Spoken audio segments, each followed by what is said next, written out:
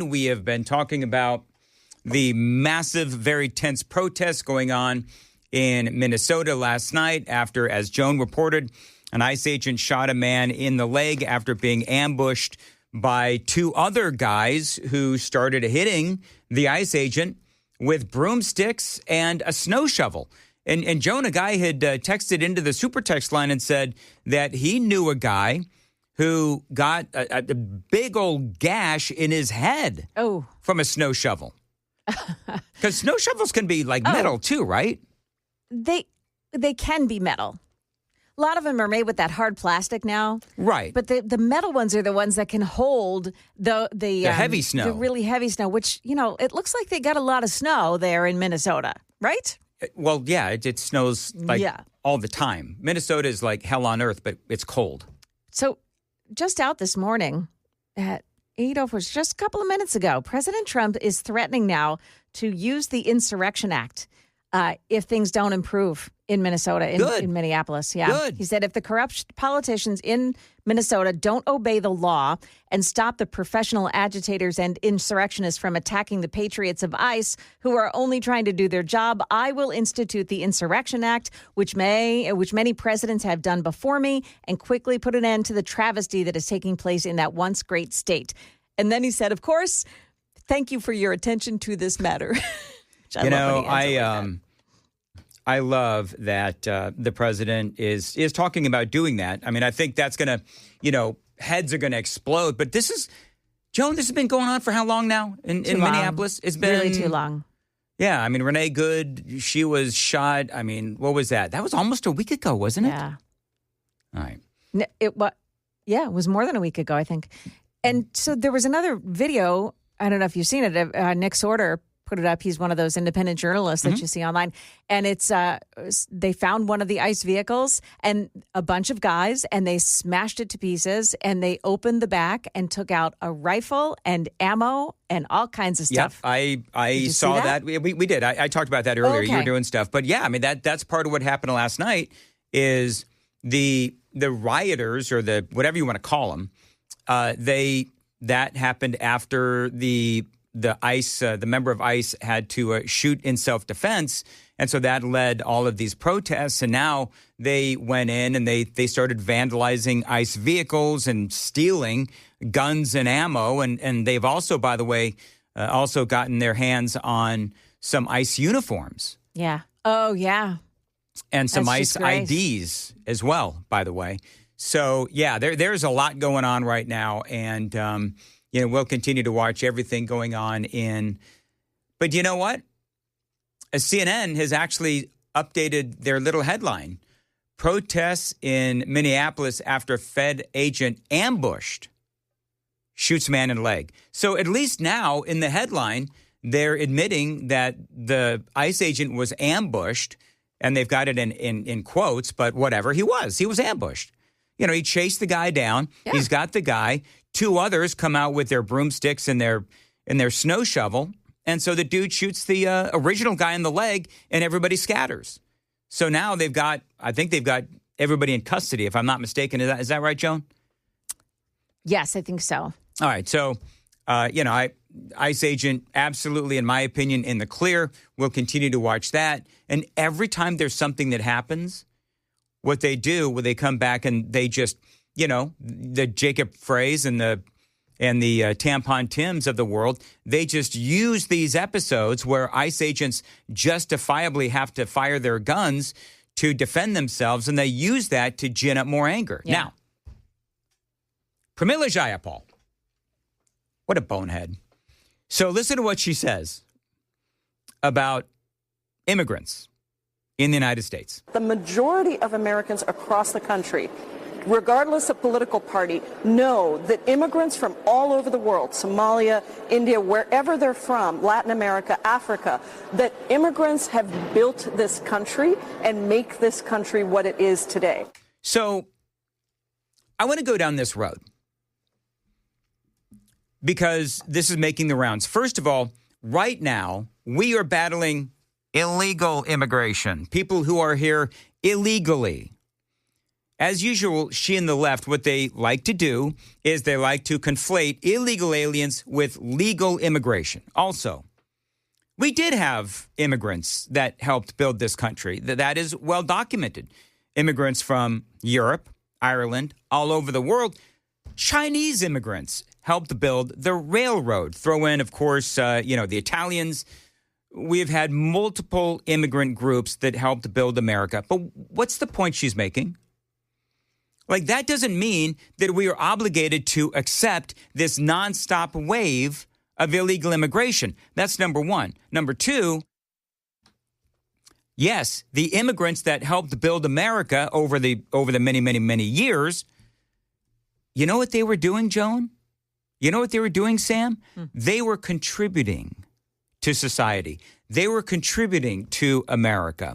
What the topic of conversation is right now is the fraud that is connected with either illegal immigration or migration of these folks. They've come into this country, but they're not contributing. They're doing nothing but taking. That's what Jonathan Fahey and I were talking about. And also, President Trump just stopped the immigrant visas from 75 countries because everyone comes here and goes right on welfare and becomes a war. I mean, we're paying for these people to live here. That's not what we need to be doing. No, and that's not what all these immigrants of past generations were doing either. They came here. They wanted to contribute. They came here legally, and they learned English. They respected America. They loved America. They wanted to be Americans. Yeah. And what do we see in, Somalia soda and some of these other places? I mean, look, it's not racist to make an observation, is it? Is it racist to make an observation? No, it's not. Wait till you hear, I've got so much to do. Anyway, so that's Pramila Jayapal. She's an idiot. I could go on for an hour on this. Yeah. But I'm not going to, because I do want to talk about Iran. Let's do Iran. Things are continuing to escalate there, although it does look like there is some headway. I think President Trump, when you're dealing with nations like Iran, part of what you need to do is you need to be a strong man, right? Donald Trump, there's no doubt that Donald Trump is a strong leader. Was Joe Biden a strong leader? Heck no. Was Barack Hussein Obama a strong leader? Heck no. They did more to harm the Iranian people because they gave, as I talked about in incessant detail yesterday, they gave Iran boatloads of money. They eased up on the sanctions, et cetera. I don't want to repeat yesterday's topic. That protester that they were going to execute, that now apparently they are not going to execute him. Guy's name is Irfan Sultani. We spoke to Stephen Bucci yesterday, a foreign policy military analyst with Heritage, and he talked a little bit about what is going on in Iran and how they are really reacting to Donald Trump.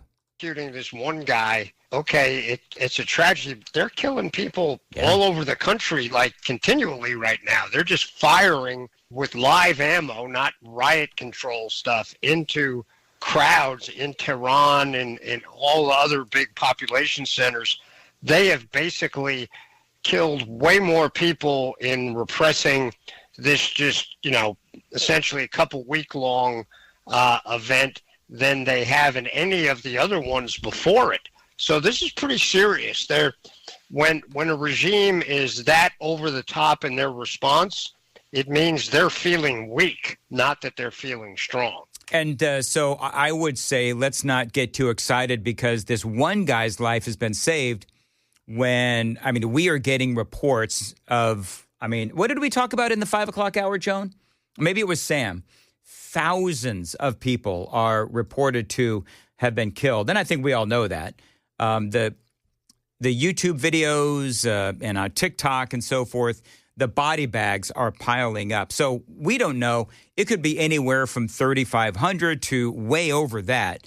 We don't really know the real number of how many people have been killed in Iran. But now President Trump is saying, this was yesterday, that not only was Sultani's execution stopped, but that all of the killing in Iran has now stopped. At least that's what the Iranians are saying. We've been told that the killing in Iran is stopping. It's stopped. It's stopping. And there's no plan for executions or an execution or executions. So I've been told that on good authority. We'll find out about it. So we'll have to wait and see what we ultimately find out. The president, and I've got a little bit more on this, the president is now sending warships into the region. And so clearly that has Iran's attention. However, there's some really intriguing news about the Iranians, the mullahs and all these folks that are in charge, and what they're doing with their money. So President Trump was asked, talking about Iran, President Trump was asked yesterday if military action, because it looks like, according to the Iranians, supposedly things are de-escalating. This is what the president said about military action. A few days, and they said people were shooting at them with guns and they were shooting back. And, it's one of those things. But they told me that there'll be no executions. And so I hope that's true. Does this mean military action is now off the table against Iran? Oh, we're going to watch it and see what the process is. But we were given a very good statement by people that are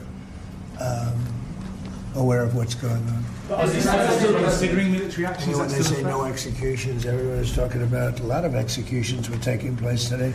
We were just told no executions. I hope that's true. That's a big thing. Yes, but all right, so President Trump, I don't know if things are de-escalating or not. Let's be honest about the situation. The Iranians, not exactly known for telling the truth. I mean, they're honestly just like Vladimir Putin. They tend to lie a lot. So I think the Iranians, though, if things really are de-escalating, I think they saw that President Trump reducing staff at one of our bases there, our base in Qatar. This was a base that the Iranians, had targeted last year.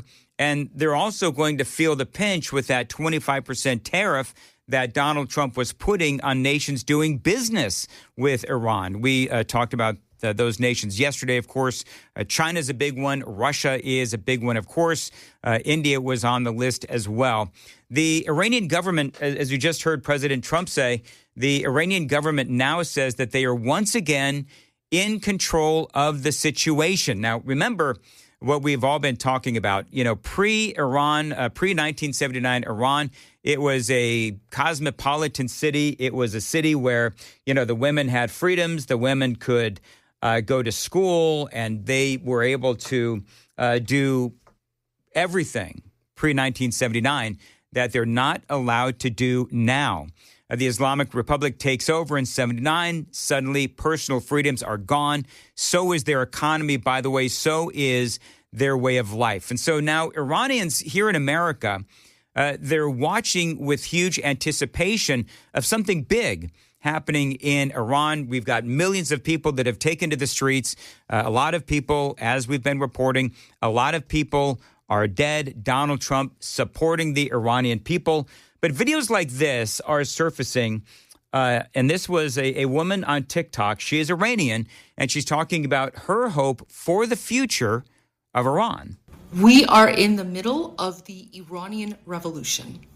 After 47 years of Islamic oppression by those terrorist ayatollahs, Iranians are rising up. Iranians are fighting back. It's full-on civil war in occupied Iran right now. This is the moment that we Iranians have been preparing for the last 47 years since the Islamic Republic occupied our country back in 1979. Iranians are fighting back against Islam. They're fighting back against the Islamic Republic. They're fighting back against Sharia law. It's literally Iran versus Islam. What's happening right now in occupied Iran, I'm telling you, this is going to be bigger than the fall of the Berlin Wall. I mean, let me tell you something. This could, if ultimately Iran ends up a freer Iran, the entire region, the entire Middle East would change. Now, the other thing about Iran, they are exporters of terror. We all know that. Remember when Israel, and I want you to remember this, remember when Israel was attacked by Hamas and 1,200 plus people were slaughtered? That was paid for by Iran. The Hamas terrorists were trained by Iran's military. So just don't forget that. Stephen Bucci, in our interview yesterday, agrees with this Iranian woman. This really could be huge for the region. This could be the beginning of the end for them. This is like the Russians putting down things in the old Soviet Union. It's scary, but it's heartening because, again, as I stated, it shows their weakness, not their strength. And it shows that this could be a turning point in history, Dan, when we see this regime that's been repressing this country since 1979 being a thorn in the side of everyone in the region, the biggest exporter of terrorism around the world. And this could be the beginning of the end for them, which, boy, would that be a blessing for the Iranian people and for the region. Yeah, so now the president, as I mentioned, has sent I'm going to air quote this, a carrier strike group to the Middle East. The group has to go from the South China Sea to what is known as the U.S. Central Command Area of Responsibility, which would be, yes, the Middle East. Now, this is from Reuters. Iranian state TV on Wednesday appeared to warn Donald Trump against interfering with the country, saying this time the bullet won't miss, as it showed a picture of then presidential candidate Donald Trump emerging from an assassination attempt at a Butler, Pennsylvania campaign rally in July of 2024. Now, coming up, I'm going to play some really interesting and intriguing audio from Treasury Secretary Scott Bessent, as he is giving indications that the Iranian leaders may be getting ready to flee. Details straight ahead. Matthew, I did tease this, so I want to pay off on the tease. Scott Bessent was on, I think this is Newsmax, and he's talking about Iran and the possible switch in governments and so forth. We'll have to see what happens. But he says there are indications that the Iranian leaders are making arrangements to live elsewhere. Listen to what the Treasury Secretary has to say. Going to see to that. And Rob, the other thing as Treasury, who carries out the sanctions, we can see is we are now seeing the rats fleeing the ship, because we can see millions, tens of millions of dollars being wired out of the country, snuck out of the country by the Iranian leadership. So they are abandoning ship, and we are seeing it come into banks and financial institutions all over the world. And what we do at Treasury is we follow the money, whether it is through the typical banking system or through digital assets. We are going to trace these assets, and they will not be able to keep them. So you know how much that Ayatollah Ali Khamenei is worth? $200 billion. The Iranian military leaders, they're also worth billions of dollars. And these are the guys that are in charge of the Iranian Revolutionary Guard. So if that is true. And in the meantime, the people are starving. I mean, honestly. You're right, Joan. In the meantime, people are starving. So Matthew Hurtt does join us on WTN. Matthew, I don't know. Supposedly things are de-escalating in Iran. I don't know if I buy it. That's what they're telling President Trump. They did not execute that man that they said that they were going to execute. Meantime, you've got bodies in the streets. So I don't know. What do you think? Well, this is the most serious anti-government protest in Iran that we have ever seen. And look, I sometimes go on Iranian, the Persian diaspora news stations, which broadcast into Iran. They're still being seen. Those broadcasts are still being seen thanks to support from the American government providing internet access to people in Iran. They are still getting news.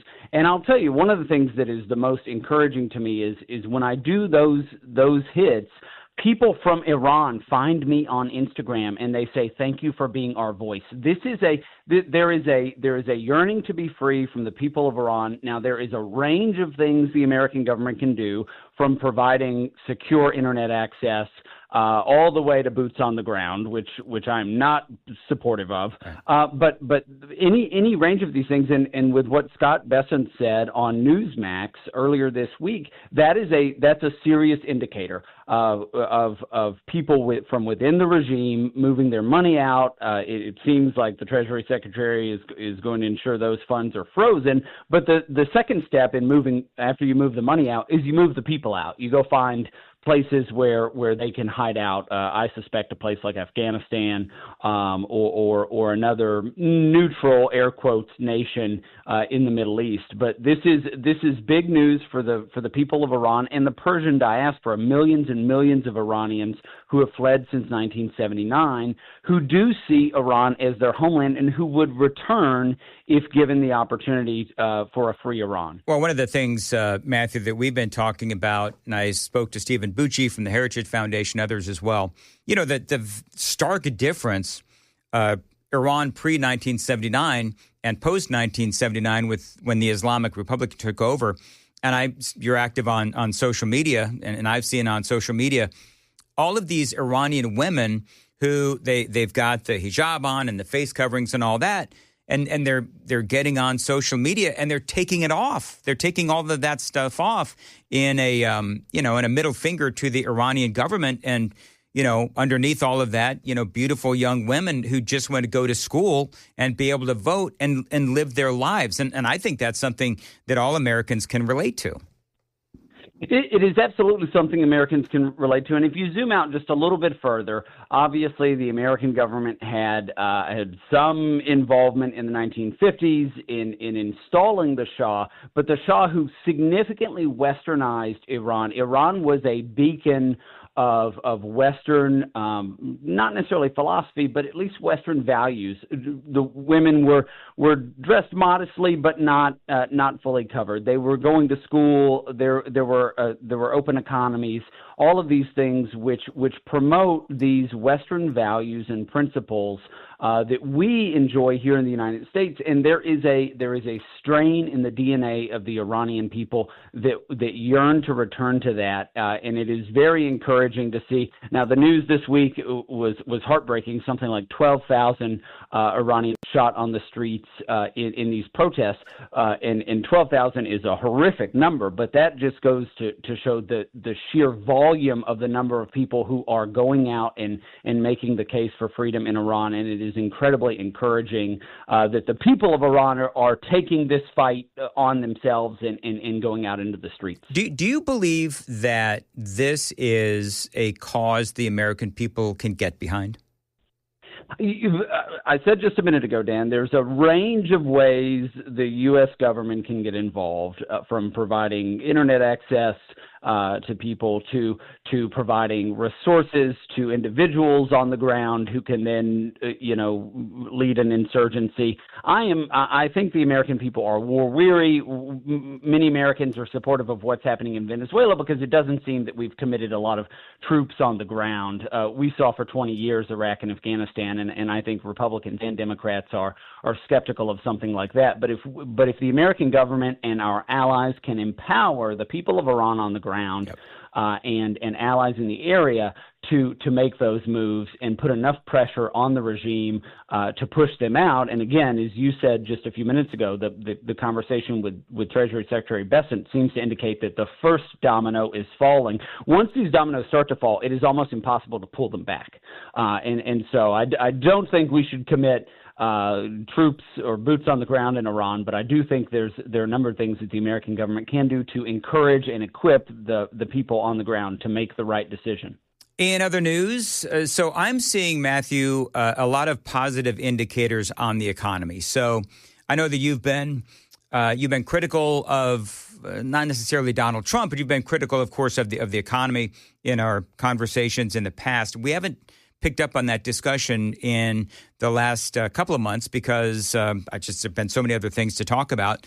But you and I both know that the midterm elections, even though we have some concerns about the midterm elections, particularly the House of Representatives, it seems to me that we are seeing some positive indicators on the economy. Are you starting to feel better about the economy, given the fact that, we've seen some positive moves on, for example, the trade deficit, inflation is slowing down. It's acknowledged that still there's things that are too expensive, but I'm seeing some positive moves on the economy. Oh, yeah. And in these conversations, Dan, you and I have talked about when President Trump or when Congress engages in some activity, be it through congressional means or executive action, it takes several months. And now we're mid-January. in each of the conversations I've had with you over the last couple of months. I've said by March, April, May, we're going to see a turnaround. I checked my investment accounts this morning. I've got like a little short-term one. Again, none of this is a conversation about investment advice for your listeners, but we're on the upswing in the personal accounts. And it looks like the cost of obviously gasoline has been going down. We've talked about that a couple of times. The cost at the grocery store, we're seeing some of those prices adjust. And I think that once we get to March and April, we're looking at probably another Fed rate cut in late spring, early summer. All of those factors play into the midterm elections. What I did just see, though, is we've got a new governor coming into Virginia this weekend. It seems like the Democrats, in addition to affordability, one of the ways they're going to run in the midterms, and you and I have talked about this a number of times, is Trump on the ballot or not? The way Abigail Spanberger ran and won the governor's race in Virginia, one of the elements was that she said, Republicans are for Trump and we're for you. And I think we're going to see some of that messaging, even though Donald Trump isn't on the ballot. Democrats are going to try to tie every Republican candidate to Donald Trump, which excites Democrats, and it doesn't excite Republicans as much because Donald Trump isn't on the ballot, and many Republicans believe they already did their duty in 2024 by voting and electing Donald Trump president. It's going to be interesting. There's a headline out of Michigan, a warning for Democrats coming out of Michigan. I'm going to tell you that coming up next. Also, I want your opinion on Nick Shirley. You and I have spoken about him before. There's a new video that has dropped.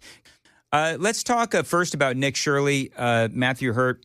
I know that your day job is trying to work with young Republicans on messaging and trying to cultivate more of a conservative wave amongst the younger generation. What do you think of Nick Shirley? I mean, the dude is amazing to me.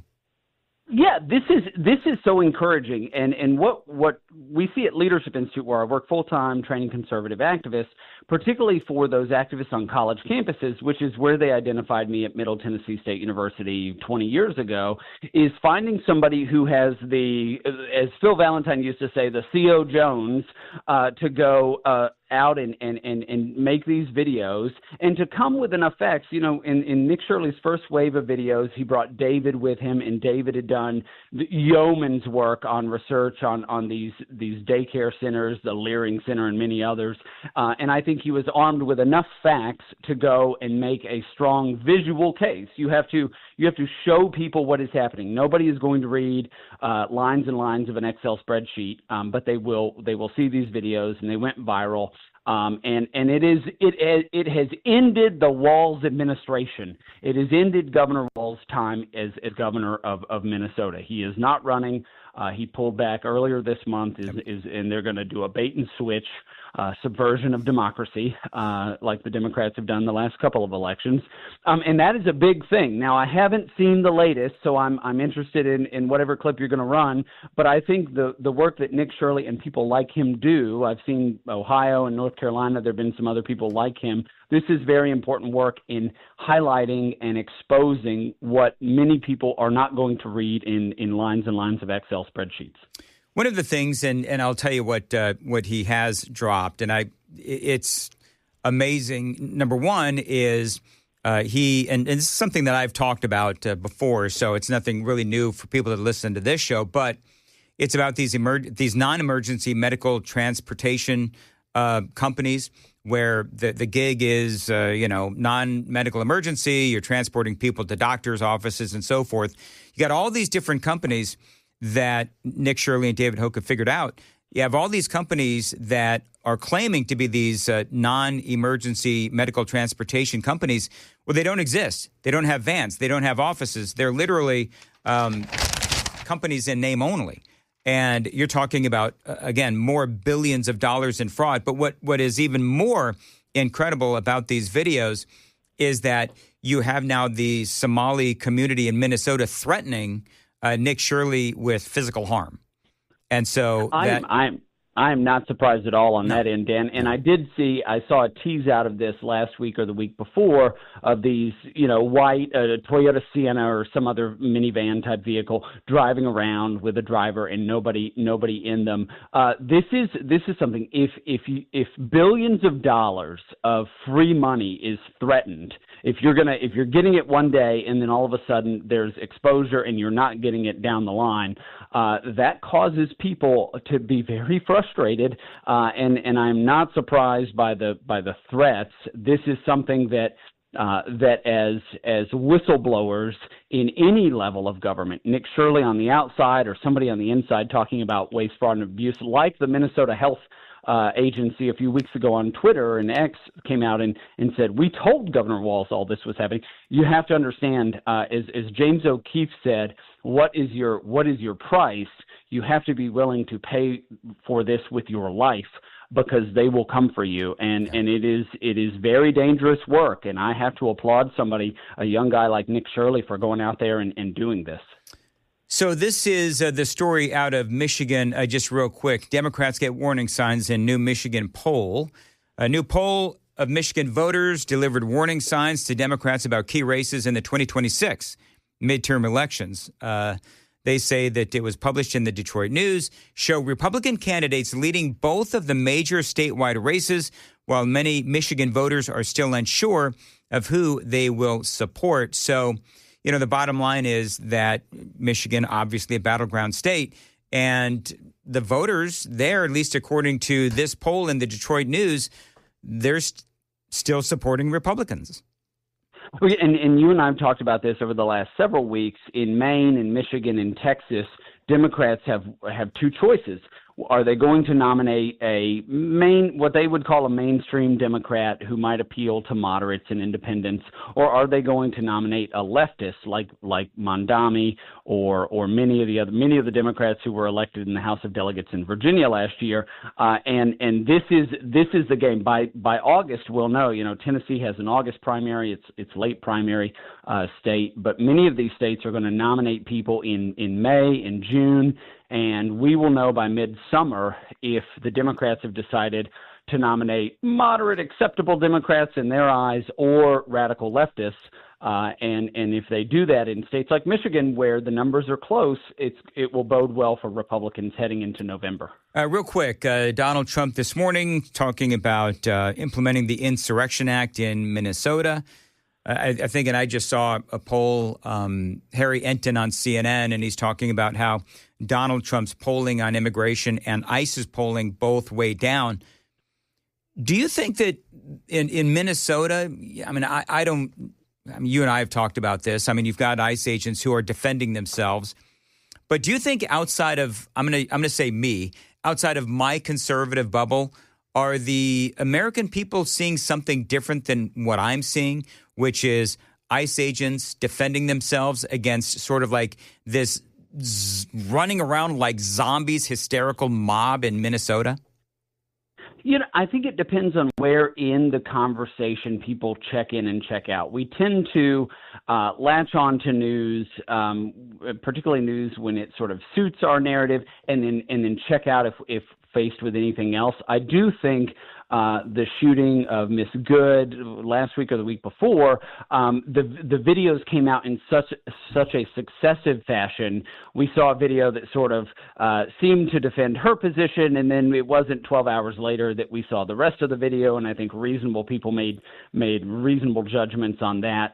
And then we had the situation yesterday. What we're seeing, though, is somebody like Governor Walz last night coming out and saying, basically, go to war with federal agents. And I think that is going to that is part and parcel of the radicalization of leftist activists, where most reasonable people stay home. Most reasonable people stay home. They catch it on the news. They maybe have an opinion about it when they share it at work or with their friends.